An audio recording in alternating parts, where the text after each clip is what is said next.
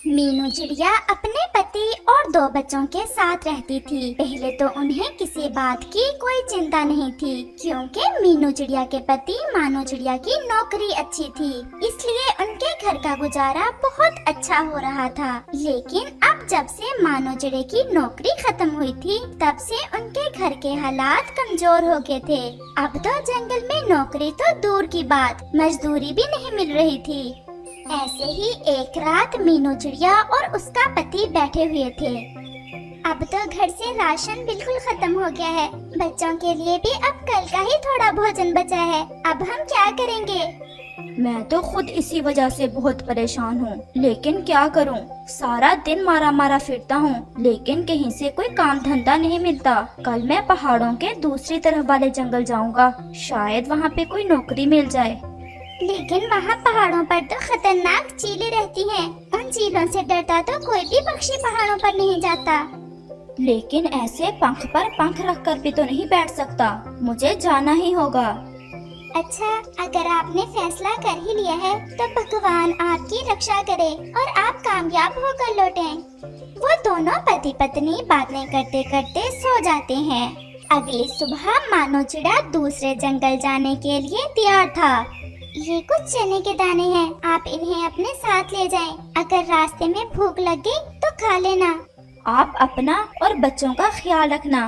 और मानो चिड़ा अपना सफर शुरू करता है। वो नदी के ऊपर से गुजरता है, लेकिन वो पानी पीने के लिए भी नहीं रुकता, क्योंकि उसे तो केवल अपनी नौकरी की चिंता थी। उड़ते उड़ते वो पहाड़ों के पास पहुंच जाता है। अब वो चिड़ा बहुत ज्यादा थक चुका था, इसलिए वो वहाँ एक बड़े पत्थर के पास उतर जाता है। मानो चिड़ा वहाँ थोड़ा आराम करता है। मुझे भूख महसूस हो रही है, मैं ये चने के दाने खा लेता हूँ। मानो चिड़ा जैसे ही चने के दाने खाने लगता है, वहाँ एक काले रंग की चिड़िया आ जाती है। मैं बहुत भूखी हूँ, क्या आप मुझे कुछ खाने को दे सकते हैं? ये मेरे पास कुछ चने के दाने हैं, ये आप ले लो। मानो चिड़ा खुद वो चने नहीं खाता, बल्कि उस चिड़िया को दे देता है। वो चिड़िया जैसे ही वो चने के दाने खाती है, वो एक सुंदर सी परी में बदल जाती है। आप कौन है? आप मुझसे डरे ना, मैं परी देश में रहती थी। एक दफा मैं इन पहाड़ों पर आई तो यहाँ एक जादूगरनी बैठी थी। मुझसे गलती से एक पत्थर उनके लग गया, तो उसने गुस्से में आकर मुझे काले रंग की चिड़िया में बदल दिया और ये श्राप दिया कि जब तक कोई राहगीर मुझे खाने के लिए भोजन नहीं देगा, तब तक मैं उसी काली चिड़िया के रूप में रहूंगी। उस दिन से मैं किसी राहगीर का इंतजार कर रही हूँ। शुक्र है आज आप पहाड़ों पर आ गए। आपको नहीं पता आपने ये कितना बड़ा काम किया है। इसके बदले में मैं भी आपको कुछ देना चाहूँगी। ये लें, ये जादुई चूल्हा है। इस चूल्हे पर आप जो बर्तन भी रखोगे वो खुद ब खुद भोजन से भर जाएगा, और जब बर्तन भोजन से भर जाए तो आप ये मंत्र पढ़ना, शाम को लौटे सुबह का भूला, बंद हो जा जादुई चूल्हा। मुझे सब पता है, आप नौकरी ना होने के कारण बहुत परेशान हैं। आप ये चूल्हा ले जाएं, आपकी सारी मुश्किलें खत्म हो जाएंगी। ऐसा कहकर वो परी गायब हो जाती है। मानो चिड़ा परी की बात सुनकर बहुत हैरान हो रहा था। फिर वो चूल्हा लेकर वापस अपने घर चला जाता है। आप इतनी जल्दी आ गए, नौकरी का क्या बना और चूल्हा कहाँ से लेकर आए हैं? मानो चिड़ा अपनी पत्नी को सारी बात बताता है। अगर ये चूल्हा सच में ये काम करता है, फिर तो हमारी सारी मुश्किलें खत्म हो जाएंगी। तुम देगची रखो चूल्हे पर। चिड़िया जैसे ही चूल्हे पर देगची रखती है, चूल्हे में खुद ब खुद आग जल जाती है और देगची भी भोजन से भर जाती है। फिर मानो चिड़ा वही मंत्र पढ़ता है, शाम को लौटे सुबह का भूला, बंद हो जा जादुई चूल्हा। उस दिन चिड़िया का परिवार पेट भरकर भोजन खाता है और सो जाता है। अगली सुबह चिड़िया अपने पति से कहती है, सुने जी, मेरे दिमाग में एक विचार आया है। क्यों ना हम इस जंगल में एक ढाबा खोल लें और हम उस ढाबे में गरीब पक्षियों को मुफ्त खाना दिया करें और अमीर पक्षियों को भी कम दाम पर भोजन दिया करेंगे। मीनू, ये तो बहुत अच्छा विचार आया है आपके दिमाग में। हम ऐसा ही करते हैं। ऐसा करने से हमारी वजह से दूसरे पक्षियों का भी भला हो जाएगा। मैं आज ही ढाबा बनवाने का काम शुरू करवाता हूँ।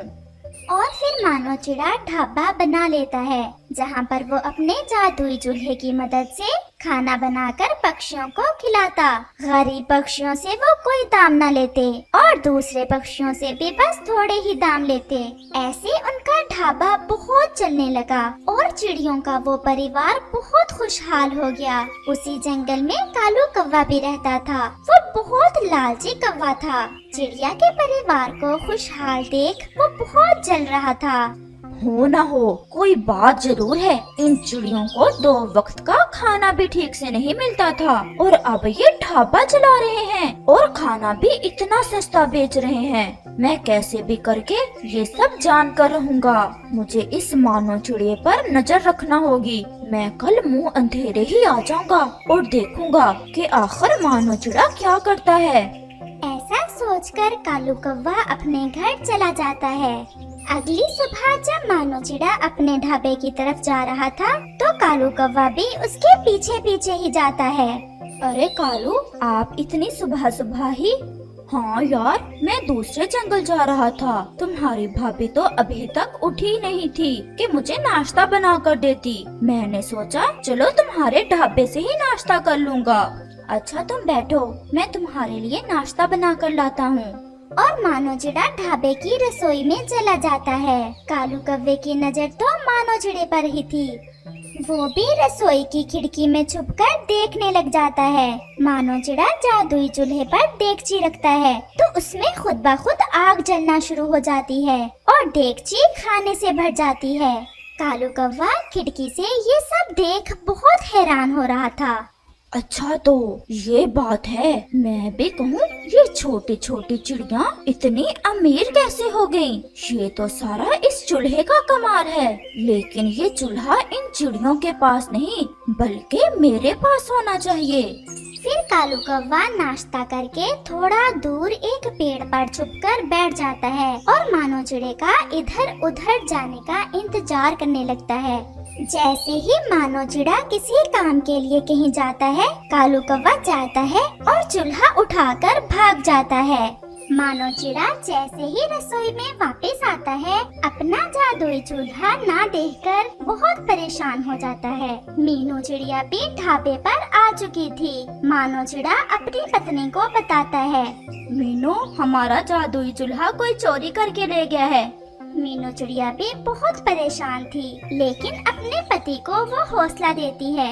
आप परेशान ना हो, हमें अब उस जादुई चूल्हे की जरूरत भी नहीं है। हमारा खुद का ढाबा है। हम उस जादुई चूल्हे के बिना भी खाना बना सकते हैं और अपना कारोबार जारी रख सकते हैं। हाँ मीनू, आपने ठीक कहा। अब मैं अपनी मेहनत से इस ढाबे को चलाऊंगा और पहले से ज्यादा अच्छा चलाऊंगा इस ढाबे को। दूसरी तरफ कालू कौवा वो चूल्हा अपने घर ले जा चुका था। चमकीलो, ये देखो, आज मैं तुम्हारे लिए कितना बड़ा सरप्राइज लेकर आया हूँ। फिर कौवा अपनी पत्नी को उस जादुई चूल्हे की शक्ति के बारे में बताता है। कालू जी, आप जल्दी से इस चूल्हे से भोजन लेकर खाते हैं। हाँ हाँ चमकीलो, तुम बस देगची रखो इस चूल्हे पर। और फिर चमकीलो कौवी चूल्हे पर देगची रख देती है। देगची में भोजन आना शुरू हो जाता है। देखते ही देखते पूरी देगची चावलों से भर गई थी, लेकिन वो रुकने का नाम ही नहीं ले रही थी, क्योंकि कालू कौवे को तो वो मंत्र ही नहीं आता था जिससे चूल्हे ने बंद होना था।